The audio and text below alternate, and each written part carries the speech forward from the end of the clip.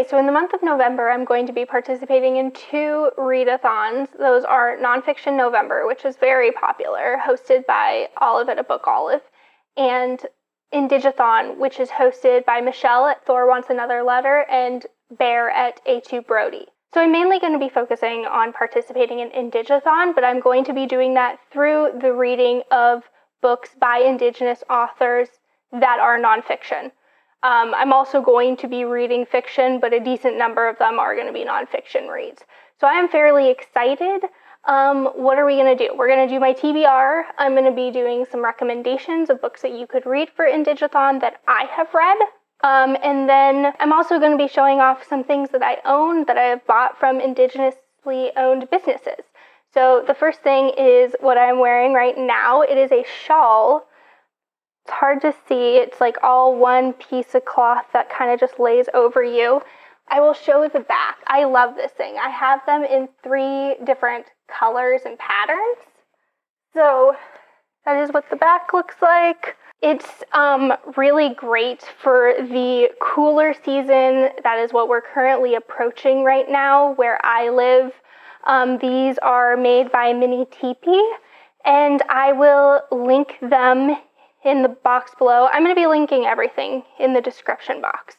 But yeah, I love these things. They are super comfortable. They also have blankets. They're really well made. The box that it comes with has like a very cute card in it and everything. And yeah, I absolutely love these. And during the winter, I wear mine all of the time. So just wanted to show this off for you. Another company I use very frequently, every day, is Thunder Island Coffee Roasters. They are based on the Chinook Indian Reservation on Long Island. So I was looking for a coffee roaster that was indigenously owned and operated, and I was looking for something a bit more local to me, and I live in New York. I'm not in New York City, but very close. So I will link their stuff down below, and then these are a few companies that I haven't bought anything from, but they're on my list. And I'm also going to link some Instagrams I follow, like By Native, where they host like a lot of information and have a website of like a bunch of indigenously owned companies that you can peruse, and just some other Indigenous brands that I follow that I haven't bought from yet. So one I want to highlight is Urban Native Era, and they have a lot of merchandise that says you are on native land. So pins, shirts, hats. I really want to get one of the hats. I just haven't bought it yet. And then another one that I'm looking to buy from is Wabanaki Maple, which is, I believe, somewhere in the Northeast in Canada. And they have like interesting maples where they're barrel aged, and I'm just waiting for my my current ones that I have from different companies to run out so that I could pick this up. I highly recommend looking in the description box, looking into some of those organizations. I can recommend the ones that I've actually purchased and I use very consistently. And with that, let's get into the TBR. So with that, let's get into the TBR and recommendations. So the first prompt is a poetry collection. So for that, I have 2 that I want to read. One is Post-Colonial Love Poem by Natalie Diaz. She is enrolled in the Gila River Indian community, which is near Phoenix. And I've heard great things about this, so I'm very excited for it. I don't read a ton of poetry, so we'll see how it goes for me. I have another one, which is a African writer. So this is Song of Lawino, Song of Ocol. It is those 2 songs are written in verse. So it looks to be a book of sorts in verse. I haven't read the back much because I don't really like to know a bunch before going into something. But the author was born in Gulu in northern Uganda. And this is translated from the Ocol language, which is an indigenous language of Africa, in the Uganda area. So I'm looking forward to reading this. And then for my recommendations for poetry collections, we have What the Chicadee Knows by Margaret Noodin. She is an Anishinaabe author, and this is in 2 parts, and it really focuses mainly on like nature. There's like a nature section, and then there's like a history section told through nature. I liked them, but again, I can't really speak very well to poetry because I don't read it a lot.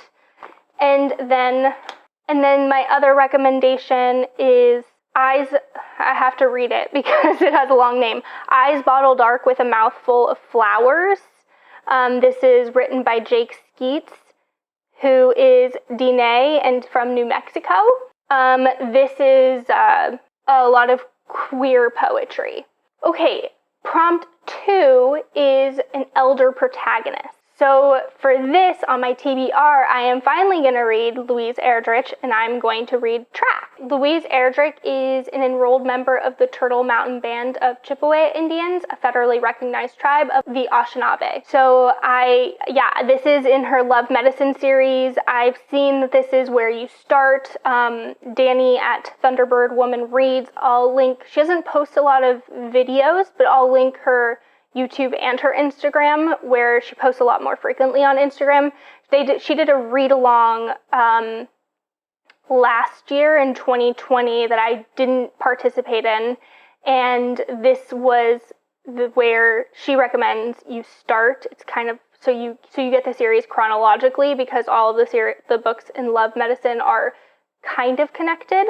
I can't find it on my shelves, but the one that I recommend for this one for elder protagonists is The Break by Katherena Vermette, who is Métis, and this is it's not a generational novel where it takes place over multiple years. It takes place in one moment in time, but it is multiple generations of Métis women, kind of centering around a tragedy that happens in the community. And so you see the victim's perspective and her family's perspective, and then you see the perpetrator's perspective. It's very harrowing. I recommend reading the trigger warnings in the beginning before you get into it, but it was a really great read. Okay, now we're going to move on to host recommendations. So for that, am reading 2 things I don't own. One of them is Jonny Appleseed.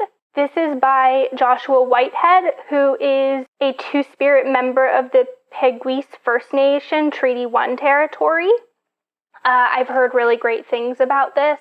I read Love After the End, which is an anthology that he edited, and I really liked his intro to it, so I'm really looking forward to just reading fiction by him. So it sounds like the protagonist is a young Two-Spirit indigiqueer youth who leaves the reservation and goes into the big city and kind of finds himself in some capacity, but he only has a week to be there before he has to go back to the res. Says the next 7 days are like a fever dream, stories of love, trauma, sex, kinship, ambition, and the heartbreaking recollection of his beloved Kokum, or grandmother. So I'm very excited to read that. That was one of Bear's recommendations that I've seen on their channel before. And then the other one, which is another recommendation I've seen on Bear's channel, is Dead White Rider on the Floor. This is by Drew Hayden Taylor, who is an Ojibwe from the Curve Lake First Nations in Ontario. And this is a play that kind of takes all of these Native and Indigenous characters that were popularized and kind of created by white writers and rethinks that in some capacity. So I'm definitely looking forward to reading that. It has been forever since I've read a play. I don't think I've read one since I was in high school, to be honest. So that will be a new experience in itself. And then for this one, for recommendations, I can't really recommend it because it's host recommendations. So I'm just going to tell you to go to both Michelle and Bear's channels. Michelle just recently came out with a video of her favorite books written by Indigenous authors. So if you want to just have one video to watch to get her recommendations, that is it. I can link to some of Bear's as well. They read a lot of horror and recently had a video about horror by Indigenous and Native authors. So I'll link that as well, though they both read a lot of books by Indigenous authors and recommend a lot. So if you just watch really a lot of their videos, you're going to find recommendations. Now, for favorite color, as the next prompt, what I'm going to be reading is Genocidal Love. This is by Bevann Fox, who is a member of the Pasqua First Nation and is originally from the Piapot First Nation. So this is, from what I can tell, a autofiction. So it's very much about the author's life, but fictionalized in some aspects. And it's about being in a residential school. So it's going to be, I anticipate this being a hard read, but just apart from that, I love this mustard color, which is why I'm going with it for my favorite. And this is, I would say, borders on nonfiction. I don't really know what you want to call autofiction. I don't think it's like my decision to decide. A lot of it is based off of like the facts of her life. Now this one's more of like the vibe of the colors together. So that is Last Night in Nuuk. This is translated from the Greenlandic, and it is by Niviaq Korneliussen, and she is a queer Inuit author, and the book looks at a lot of, I read the first chapter and then DNF'd it earlier this year, but it kind of looks at people in their 20-somethings, and there's a lot of queer representation, and I think it's just kind of like their lives coming together. I'm not quite sure. I didn't get far enough into it, but I put it down just because I started reading other things, so I'm excited to get back to this. And then for favorite color recommendations for you guys, depends on what your favorite color is. So we have This is Paradise. This is a short story collection that has a lot of red on the color by Kristiana Kahakuila, and she is a native Hawaiian author. We have Winter Counts by David Heska Wanbley Wyden. This is a mystery thriller-ish book. This takes place on a reservation, and you're following a vigilante protagonist who kind of gets wrapped up into something that he didn't necessarily want to be a part of. And this author is an enrolled member of the Sikangu Lakota Nation. Another one that is red, which would work for Nonfiction November, is A Mind Spread Out on the Ground by Alicia Elliott. This is an essay collection, and I absolutely loved it, and I highly recommend it. She kind of had a theme for each essay and kind of guided you through the experience of connecting it to her life and to the theme that she was trying to convey in such an articulate and beautiful package. I absolutely love this. This is one of my favorite essay collections I've ever read. And Alicia Elliott is a Tuscarora writer. Okay, I think that's all I'm going to go over for red. For orange, we have Where the Dead Sit Talking by Robert. Where the Dead Sit Talking by Brandon Hobson. He is a member of the Cherokee Nation tribe. This is like a coming of age type story. You're following a teenage protagonist who lives in the foster system and kind of his experience in one foster home, and kind of the sense of trauma that kind of built up to that moment for him and the other foster kids. We have one of my favorites, which is There by Tommy Orange. He is an enrolled member of the Cheyenne and Arapaho tribes of Oklahoma, but he was born and raised in Oakland. This takes place mainly in Oakland. It follows a lot of characters coming together for a powwow. It was just really beautifully and intricately told. I really enjoyed this book. Let's see, other colors. We have Love After the End, which I kind of already talked about. This is an anthology of two-spirit and indigiqueer speculative fiction. Kind of a lot of it looks to the future. There's Most of them are like futuristic, where there's like climate events that are happening or other types of things, and it's kind of this like look at colonization from a lot of them focus around this look at colonization through a people who have been colonized, and provides a really interesting perspective on those types of discussions that I really appreciated. There were a lot of contributors to this. I don't have the book in front of me, so I can't see all of them, but there is one by Darcy Littlebadger. Yeah, so it says its tagline is also Two-Spirit Utopias and Dystopias. And most of them, I mean, I kind of don't believe that there's such thing as utopias, but that's because I'm a pessimist. So most of them I perceived as dystopias, at least the ones that stick most in my mind. But yeah, I really, really loved that. And then along the same lines, another short story collection. It's an anthology by a lot of contributors. Love Beyond Body, Space, and Time, which is an Indigenous queer sci-fi anthology. It has some of the same contributors. And again, just like an interesting perspective on things. I really liked this. We had, let's see, there is Sherry Dimmeline, Gwen Benaway, David Robertson, Richard Van Camp, Mari Curisato, Nathan Adler, Daniel Heath Justice, Darcy Littlebadger. So if you like purple, there's a lot of colors on the front of this. There's a lot of colors on Love After the End. So you should be able to find a book with the color, your favorite color, amidst all of that. But if you can't, we have This Place 150 Years Retold, which is again a short story collection, but it's a graphic novel. And all of the contributors, the writers, the people who did the artwork, the people who did the color are all Indigenous. And it's a look at the past 150 years being retold from an Indigenous perspective. Some of them do go into the future as well. I liked graphic novels as short stories. That's something I didn't know until I read this collection.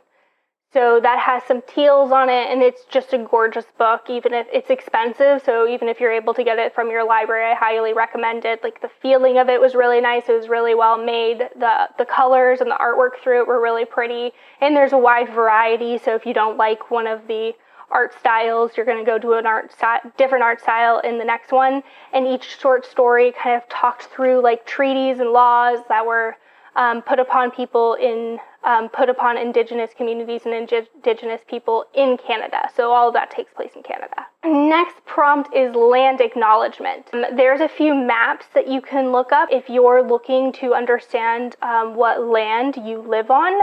So I will link those below. You can also use the Native Land app to find this.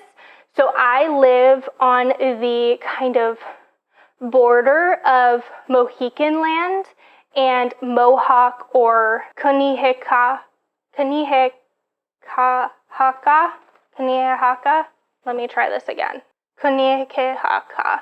Okay, I'm trying to say it correctly. So the lands are mainly known by the Mohawk as the name, which in my research, that is what it's similar to the language that the Mohicans used to refer to the Kanehaka people. And so I live really at like a convergence of the lands of these two people. Currently, there are no Mohican people living in the area that I live in. There is a Mohican community in Massachusetts, but the Mohican people's lands were stolen and they were essentially pushed out into western New York, into Oneida territory, and eventually pushed, and they kept getting pushed out, and they now mainly Mohican people live, or tribes are in Wisconsin. I was looking into both things by Mohican authors and things by Mohawk or Kanehaka authors. This was really hard to find because when you try to search these things on the internet, these are the things that pop up. So I was able to find 2 books, one by an author from each tribe. And so the first one is Wisconsin Indian Literature, an anthology of Native voices. This was edited by Kathleen Tigerman, and so it has an anthology of many voices across Wisconsin, so not all Mohican, but there are some Mohican stories in here, so those are the ones that I am going to prioritize for the reading in November specifically. I still have to get my hands on this book. I cannot get it from the library, and I can't get an e-copy of it, so it looks like I'm going to have to find a place to purchase it. And then the other book I'm going to be reading for this prompt is The River Is in Us, Fighting Toxics in a Mohawk Community. This takes place in an indigenous community up very far upstate New York at the border of Canada and the United States. The community actually exists in both. This is about like environmental social justice. I went to school for environmental science. I'm definitely looking forward to reading this and getting a better understanding of environmental justice concerns that are happening within the area I live in. So for recommendations, I cannot recommend you anything because I do not know where you live, but I have been throughout this entire video telling you the tribe or nation that each of these authors are from, so hopefully, potentially you're getting some suggestions there.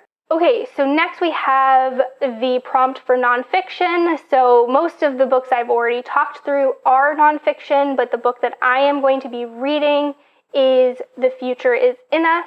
I don't know why I said The Future Is in Us. It's Our History is the Future, Standing Rock versus the Dakota Access Pipeline and the Long Tradition of Indigenous Resistance. This is by Nick Estes, who is a citizen of the Lower Brule Sioux tribe.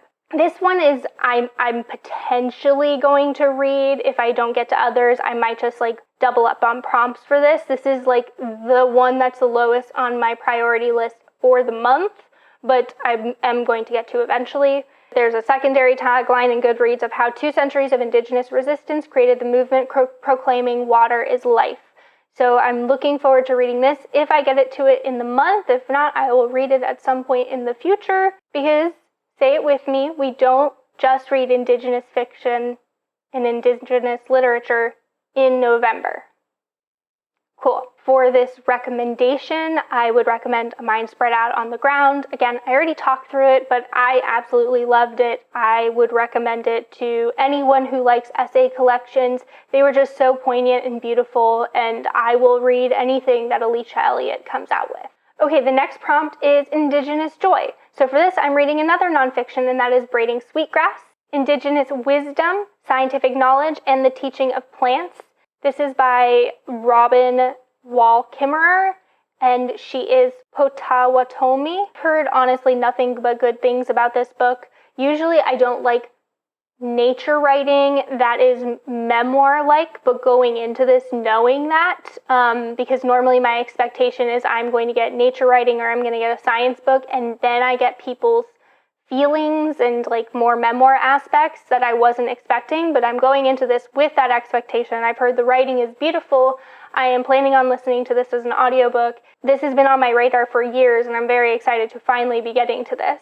My recommendations of Indigenous Joy, if you want to go down the romance side of things, there is Heartbeat Braves by Pamela Sanderson, who is from the Karuk tribe. This is part of the Crooked Rock quartet that she has of romance novels that are like a little light on the romance side of things. There's a lot more plot-wise going on in these. If you want to read a romance, I also have read Thanks to You by Maggie Blackbird. Maggie Blackbird is Ojibwe, and she has a lot of romance novels, so if that one doesn't sound interesting to you, it's like a novella, Thanksgiving novella where they have a chance meet and things kind of ensue from there. But she has a lot of romance novels, so if you were interested in reading a romance novel but not a novella or not that one specifically, you could look into her other books. And then I have a middle grade, which is Race to the Sun by Rebecca Roanhorse. Rebecca Roanhorse is Oke Owinge Pueblo, but most of her books are Diné or Navajo traditions in them, so some people find that touchy, and she has been under scrutiny for that, so I just wanted to mention that. But this is a middle grade book. Basically, this girl and her brother end up on a journey, and like things kind of ensue from there. and it was fun. I enjoyed it. So now there's the group book, which I am not going to read, but I am including a prompt that I liked from last year that I didn't do, and so I want to do it. And that is a non-bookish media. So for that, I'm going to be watching Reservation Dogs, which is a new series. I think I have to get Hulu somehow to watch this, but I'm very excited for it. And then I was looking into like local things in the area, and at a local museum, there's going to be a Haudenosaunee artwork exhibit that I'm looking forward to seeing. It's here through mid-November. And then for recommendations for non-bookish media, I recommend Rutherford Falls. It is a show. I think you have to watch it through Peacock, but then you have to like link an account to see later episodes. It is like kind of a comedy, and it was just so funny. I was on a work trip and I binged it in like a night and a half. Like, I watched it so quickly, and I just really, like, it took a few, if I remember correctly, it took a few episodes to kind of find itself, but it's about this woman, and her best friend is white, and it's kind of like he's really into the settler history of the area, and, you know, she is kind of like not, and it's kind of like their conflict, but like the conflict in the town as well. There's a lot of really funny characters. I got along with the humor of it very well, and yeah, I would just recommend anyone who wants to watch that. I have a few books on my Nonfiction November TBR that were not for IndigAthon, so that is Care Work and Disability Visibility. So Care Work is an essay collection by just one author, and I've heard it highly recommended by Mariana Moss Books, so I'm excited for that. And then Disability Visibility is an essay collection from a group of authors. I'm looking forward to both of those. I'm hoping to at least get to one of those, if not both, in the month.